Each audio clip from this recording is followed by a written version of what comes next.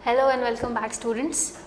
हम आज section C discuss करने वाले थे। जैसा कि मैंने लास्ट वीडियो में आप लोगों से कहा था, सेक्शन ए और सेक्शन बी हम कम्प्लीटली डिस्कस करके अब आ चुके हैं सेक्शन सी पे। Okay, if you guys remember last time मैंने आपसे कहा था कि आप लोग लिटरेचर सेक्शन में करते क्या है। लिटरेचर सेक्शन मतलब सेक्शन सी में आप लोग क्या करते हैं, आप लोग रट्टा मारते हैं। एक्चुअली ये रट्टा मारो सेक्शन है ही नहीं, आप लोग इसको बहुत कैजुअली लेते हैं, जबकि ऐसा आपको करना नहीं चाहिए। इट्स नॉट एट ऑल अ रट्टा मारो section. If you guys remember, हमने जब सबसे फर्स्ट वीडियो स्टार्ट किया था, वहाँ पे मैंने क्वेश्चन पेपर डिज़ाइन डिस्कस किया था, राइट। हम पहले थोड़ा सा उस पर जाते हैं। इस क्वेश्चन पेपर डिस्कशन में, इस क्वेश्चन पेपर डिज़ाइन में देख लीजिए, ये जो लिटरेचर सेक्शन है ये किसकी बात कर रहा है। इस लिटरेचर सेक्शन में आपको क्या करना है, ये suppose to recall, reasoning, appreciating literary conventions, inference, analysis, creativity with fluency. अब यहाँ पर आपको कहीं भी रट्टा मार के आंसर्स देने का स्कोप बिल्कुल नहीं मिलेगा।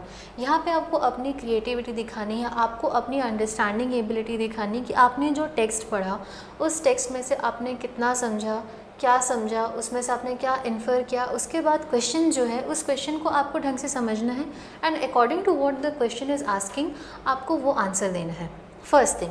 सेकेंड थिंग, इस मुगालते में बिल्कुल मत रहिए कि आपको डायरेक्ट क्वेश्चंस आने वाले। अब तक आप लोगों को ये चीज़ बहुत अच्छे से समझ में आ गई होगी कि अप टू क्लास 8 आप लोगों को बहुत अच्छे से स्पून फीडिंग होती है, but from class 9th onwards वो सारी स्पून फीडिंग जो आपके टीचर्स आपको करते आए थे वो अचानक से बंद हो जाती है।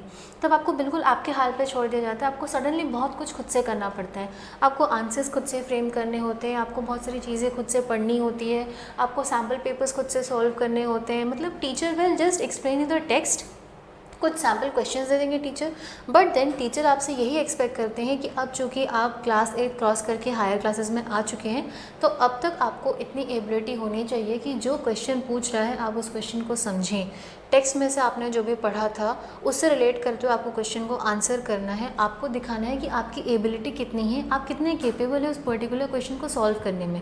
इसलिए वो जो स्पून फीडिंग वाला काम था, वो स्पून फीडिंग तो बिल्कुल मिलनी बंद हो जाएगी। और यहाँ पे आपको रट्टा मार के भी कोई हेल्प नहीं होने वाली है। आपको रट्टा नहीं मारना है, आपको हर एक टेक्स्ट को बहुत ध्यान से पढ़ना है। टेक्स्ट क्या कह रहा है, किस कॉन्टेक्स्ट में बोल रहा है, उसका जो राइटर है, जो उसका ऑथर है, वो क्या कहने की कोशिश कर रहा है, ऑथर हमसे जो कह रहा है वो हम कितना समझ पाए, and so on and so fourth. बहुत सारी चीज़ें जो यहाँ पर आती हैं। तो इसलिए literature section is not at all अ रट्टा मारो सेक्शन, बल्कि यहाँ पे आपको अपनी क्रिएटिविटी दिखाने का बहुत स्कोप है। आप कितने अच्छे से अपने वर्ड्स को मॉडिफाई करके in a form of answer present कर सकते हैं, ये सारा स्कोप आपको मिलेगा इस लिटरेचर सेक्शन में।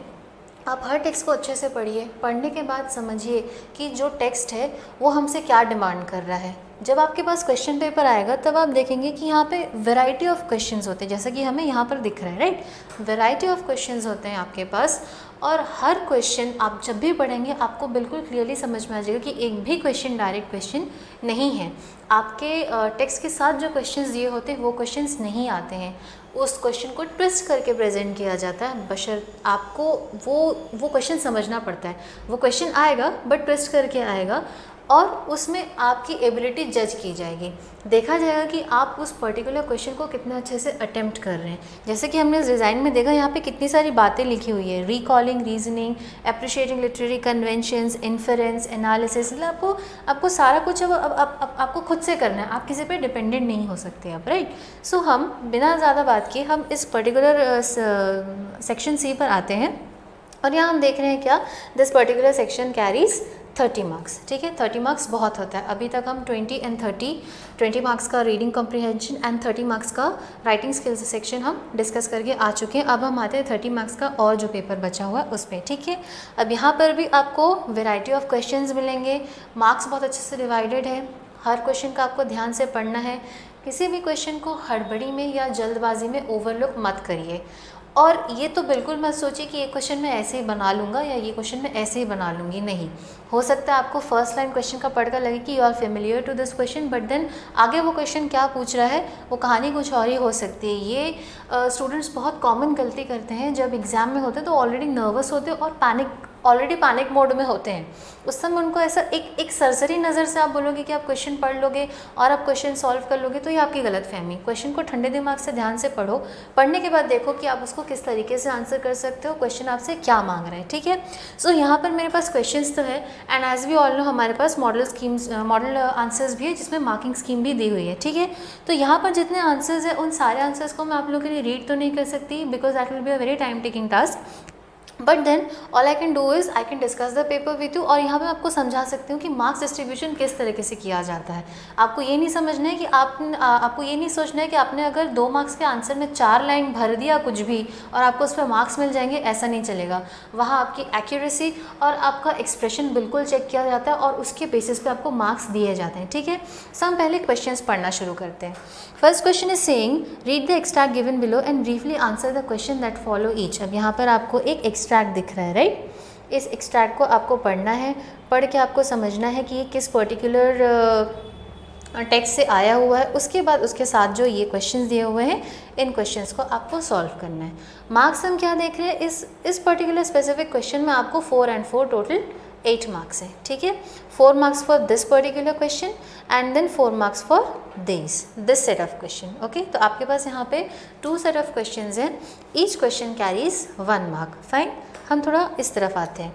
अब देखिए आपके पास वो जो 4 क्वेश्चंस थे, उन चारों क्वेश्चंस के यहाँ पर आपको आंसर्स दिए हुए, देखिए each question is carrying 1 mark.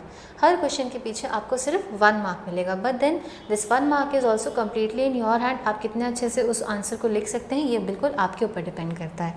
अब आते हैं आगे। अब यहाँ क्या दिख रहा है, 4 answers more. Again we see there are 4 marks allotted, 1 marks for each question, fine.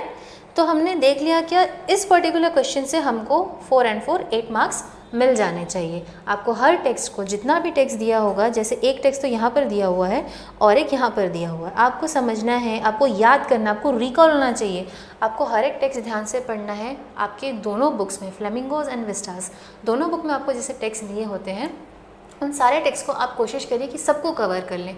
ये मत सोचिए कि दिस इज़ अनइम्पॉर्टेंट या ये नहीं आएगा, यू नेवर नो कहाँ से कौन सा क्वेश्चन आ जाए, right. So what you can do is, और कुछ मत करिए, बट एक रीडिंग में जब आप उस पर्टिकुलर टेक्स्ट की करें तो बहुत ध्यान से करें, की पॉइंट्स उसके निकाल लें, उसको ब्रीफ कर लें, उसको समराइज़ कर लें फॉर योर ओन गुड।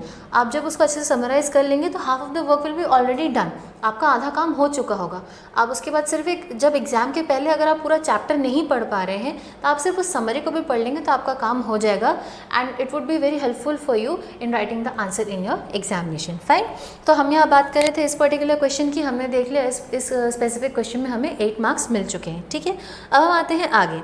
अब हम यहाँ क्या देख रहे हैं, question number 8, it says answer any 5 of the following questions in 30 to 40 words each. अब आपको यहाँ क्या करना है, ध्यान देना है, एनी 5 बोल रहे हैं। यहाँ पे हमारे पास क्वेश्चंस कितने हैं, हमारे पास 1 just a minute 1 2 3 4 5 6 and 7, we have 7 questions here. But हमें करना क्या है, हमें सिर्फ कोई 5 क्वेश्चंस भी अटेम्प्ट करने, सारे क्वेश्चन अटेम्प्ट नहीं करने हैं। हर क्वेश्चन में जो भी इंस्ट्रक्शंस दिए हुए हैं उनका ध्यान रखते हुए काम करना है, ठीक है। ये तो हो गई एक बात। दूसरी बात क्या है, 30 to 40 वर्ड्स ईच। अपना आंसर 30 से 40 वर्ड्स के बीच में सम अप करिए, अपना आंसर 30 से 40 वर्ड्स के बीच में ख़त्म करिए, ठीक है। अब आप जब इन क्वेश्चंस को अटेम्प्ट करेंगे तो आपको क्या दिख रहा है, यहाँ पर आपको हर क्वेश्चन के लिए मिलेंगे 2 marks, okay, which will actually lead you to 10 marks. आपको 5 क्वेश्चन अटेम्प्ट करने हैं, 5 into 2 you get 10 marks, as you can see here on the screen, right. अब आपको यहाँ पर दिख रहे हैं 7 क्वेश्चंस। हम आते हैं इस पर, हमें यहाँ पर क्या दिख रहा है, आपको डिस्ट्रीब्यूशन ऑफ मार्क्स समझाना है मुझे। तो यहाँ पर आपको दिख रहा है क्या, कंटेंट कैरीज 1 मार्क। आपके आंसर में जो क्वेश्चन पूछ रहा है उससे रिलेटेड कंटेंट कैसा है, कितना है और किस तरीके से लिखा हुआ है, उसके ऊपर आपको यहाँ मार्क्स बेशक मिलेंगे। आपका कंटेंट अच्छा होना चाहिए, ये मत सोचिए कि कुछ भी राम कहानी लिखकर आ जाएंगे और मार्क्स मिलेगा, ऐसा बिल्कुल नहीं है, okay. Now next we have expression, how you are expressing your answer. आपका आंसर, आपके क्वेश्चन से आपका क्वेश्चन आपसे जो पूछ रहा है वो आंसर में आपने कितने अच्छे से एक्सप्रेस किया है, उसके ऊपर भी, उसके बिना पे भी आपको मिलेंगे 1 मार्क्स और, ठीक है। अब आपको यहाँ पे क्या दिख रहा है, ये तो हो गए 2 मार्क्स का डिस्ट्रीब्यूशन, ठीक है। तो आपको ध्यान ये रखना है कि वो जो 30 to 40 वर्ड्स का आपने आंसर लिखा है उसमें आपको कुछ भी कहानी लिख कर नहीं आना। ये नहीं सोचना है कि जो आपका चेकर है वो आपका आंसर चेक नहीं करेगा। अगर आप ऐसा सोच रहे हो तो आप बिल्कुल गलत सोच रहे हैं। आपका कंटेंट बहुत अच्छा होना चाहिए, जो आपका क्वेश्चन पूछ रहा है बिल्कुल एग्जैक्टली टू द पॉइंट वैसा आंसर करिए, and use good words, use a good vocabulary and express your answers in a very proper way, ठीक है। अब यहाँ पर हमें क्या दिख रहा है, हमारे पास इन 7 क्वेश्चंस की, ये जो 7 क्वेश्चंस हमारे पास यहाँ पर हैं, इन 7 क्वेश्चन के आंसर हमारे पास इधर लिखे हुए हैं, राइट। यहाँ पर है BCDEFG, हमारे पास 7 क्वेश्चंस थे। इन सब के आंसर्स यहाँ पर देखिए कितने अच्छे से लिखा हुआ है, पॉइंट्स में लिखा हुआ है। आप भी चाहें तो अपने आंसर्स इसी तरीके से बना सकते हैं, और नहीं तो इन सारे पॉइंट्स को आप एक आंसर में 3 to 4 लाइन के आंसर में भी सम अप कर सकते हैं। इट इज़ योर कॉल, आप जैसे चाहे वैसे कर सकते हैं, right. It's upon you, but then make sure आपका क्वेश्चन जो पूछ रहा है उस क्वेश्चन के साथ आपका आंसर बिल्कुल मैच करना चाहिए। हम एक आंसर रीड कर लेते हैं, ठीक है। यहाँ पर हम क्या देख रहे हैं, एक फर्स्ट क्वेश्चन मैं डिस्कस करती हूँ। Who did M. Hamel blame when France was unable to answer a question on French participles? ठीक है, ये द लास्ट लेसन का क्वेश्चन है, ठीक है। This is from chapter 1 last lesson. तो हम इस आंसर पे आते हैं।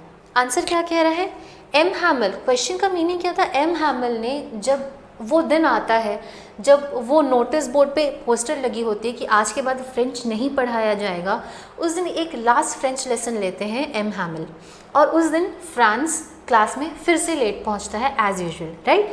तो उस दिन जब एम हैमल ने फ्रांस से फ्रेंच पार्टिसिपल्स पर क्वेश्चन किया था, तब एज यूजुअल बिकॉज फ्रांस ने कभी भी फ्रेंच लैंग्वेज को सीरियसली नहीं लिया था, उस दिन भी वो बिना प्रिपरेशन के ही गया था। एंड जब मिस्टर एम हैमल ने उससे सवाल किया तब वो दोबारा जवाब नहीं दे पाया, बट उसके बदले में क्या एम हैमल ने उसे डांटा था, क्या मिस्टर एम हैमल ने फ्रांस को डांटा था, नहीं। वहाँ पे जो कहानी हुई थी वो कहानी यहाँ लिखी हुई है।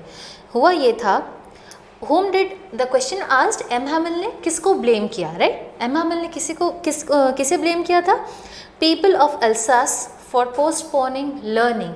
एल्सास के लोगों को उन्होंने ब्लेम किया था जिनके लिए लर्निंग एक ऐसा चीज़ था जिसको रोज़ वो पोस्टपोन कर सकते थे। उन्होंने लर्निंग को सीरियसली नहीं लिया, और आज वो दिन आ गया था जब आज के बाद वो अपने फ्रेंच लेसन्स दोबारा कभी नहीं पढ़ पाएंगे। Next is parents who prefer to send their children to work in fields and mills instead of sending them to school. अब देयर वर पेरेंट्स ऑल्सो जो अपने बच्चों को पैसे कमाने के लिए फील्ड्स में भेजते थे और मिल्स में भेजते थे काम करने के लिए। उनके लिए पैसे कमाना ज़्यादा इंपॉर्टेंट था for what's ever reason, but students का लर्निंग, बच्चों का लर्निंग या एजुकेशन उनके लिए इम्पॉर्टेंट नहीं था। एंड उस बार और ये इस सेंटेंस से हमें पता चलता है कि एम हैमल ने पेरेंट्स को भी ब्लेम किया।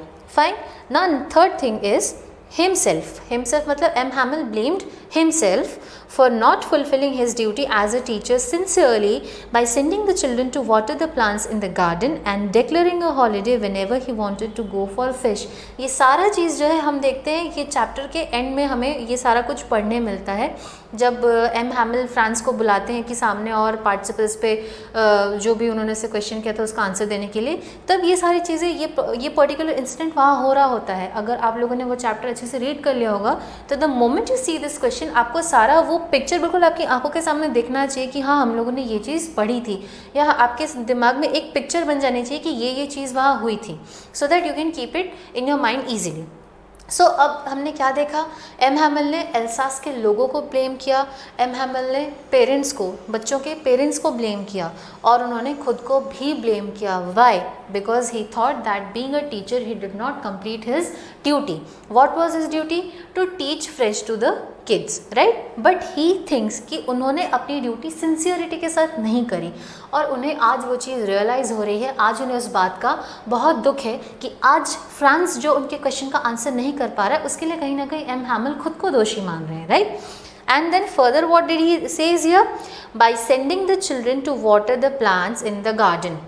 बच्चों को उन्होंने गार्डन के पौधों को पानी डालने के लिए भी भेजा था। And declaring a holiday whenever he wanted to go for fishing, it should have been fishing actually, okay। यहाँ पे दो चीज़ उन्होंने अपनी गलती गिनाई, एक गलती कि उन्होंने बच्चों को पौधों में पानी डालने के लिए भेजा था, एंड सेकेंड थिंग उन्होंने बच्चों के लिए अननेसेसरी स्कूल में हॉलीडेज डिक्लेयर किए थे just because he wanted to go for fishing. Okay, so अब हम आते हैं क्वेश्चन पे वापस। क्वेश्चन ने पूछा था क्या, who did M Hamil blame when France was unable to answer a question on French participles. ये आंसर आपने देखा, हम लोगों ने आंसर डिस्कस कर लिया, आपको ये आंसर बहुत अच्छी तरह से लिखा हुआ मिला है, आपको ये आंसर बिल्कुल क्लियर कर दे रहा है कि जो क्वेश्चन पूछ रहा था उसका सही और श्योर शॉर्ट करेक्ट आंसर सिर्फ ये होना चाहिए। बहुत खूबसूरती से, बहुत अच्छी तरीके से 3 पॉइंट्स में इस आंसर को डिस्कस किया गया है। और जब आप ये आंसर्स लिखें अपने एग्जामिनेशन सीट्स पे, अपने आंसर स्क्रिप्ट्स पे जब इन आंसर्स को आप लिखें तो यू ऑल्सो मेक श्योर कि आपका आंसर है बिल्कुल इसी तरह to the point and crisp होना चाहिए। ओके, अब हम आते हैं आगे। हम लोगों ने ये तो देख लिया, यहाँ पर 7 क्वेश्चंस थे, 7 में से सिर्फ 5 क्वेश्चंस बनाने हैं। फाइन, अब हम आते हैं आगे। Next question is saying answer the following questions in 120 to 150 words. ठीक है, अब यहाँ पर क्या हो रहा है, इस पर्टिकुलर क्वेश्चन में आपको मिल रहा है एक चॉइस। ठीक है, 2 क्वेश्चंस दिए हुए हैं, दोनों में से आपको सिर्फ कोई एक क्वेश्चन बनाना है। Fine, and this particular question will fetch you 6 marks. एक ही क्वेश्चन बनाना है, ये मत सोचिएगा कि 3 मार्क्स का एक क्वेश्चन है, 3 मार्क्स का एक क्वेश्चन है। बहुत से बच्चे ऐसे गलतियाँ कर बैठते हैं। It is very sad to see and say, ऐसा होते हुए मैंने बहुत बार देखा है। So what you need to do, just keep your calm and read the paper carefully. यहाँ पे clearly question कह रहा है answer the following question in 120 to 150 words. Answer the following question. Questions नहीं बोल रहा है, ठीक है। उसके बाद यहाँ पर हमें clearly दिख रहा है, लिखा हुआ है और, मतलब या तो ये क्वेश्चन बनाइए या तो ये क्वेश्चन बनाइए, दोनों में से कोई एक क्वेश्चन बनाना है आपको, ठीक है। And once you are done writing this question, once you are done writing this particular answer, you will get 6 marks. Fine, अब हम आते हैं इस पर्टिकुलर आंसर के पैटर्न पे, how is it written and इसका मार्क्स डिस्ट्रीब्यूशन कैसे है। ठीक है, 6 मार्क्स का आंसर है।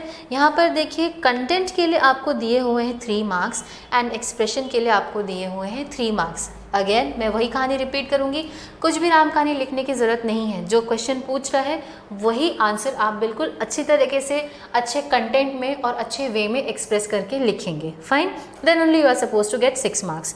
तो आपको कंटेंट के लिए मिलने वाले हैं कितने मार्क्स, आपको मिलेंगे 3 मार्क्स एंड एक्सप्रेशन के लिए again you will gate 3 marks. अब यहाँ पे देखिए एक्सप्रेशन कैसे डिवाइडेड है, grammatical accuracy, appropriate words and spellings, 1.5 marks for that. And next is coherence and relevance of ideas and style, 1.5 marks for that too.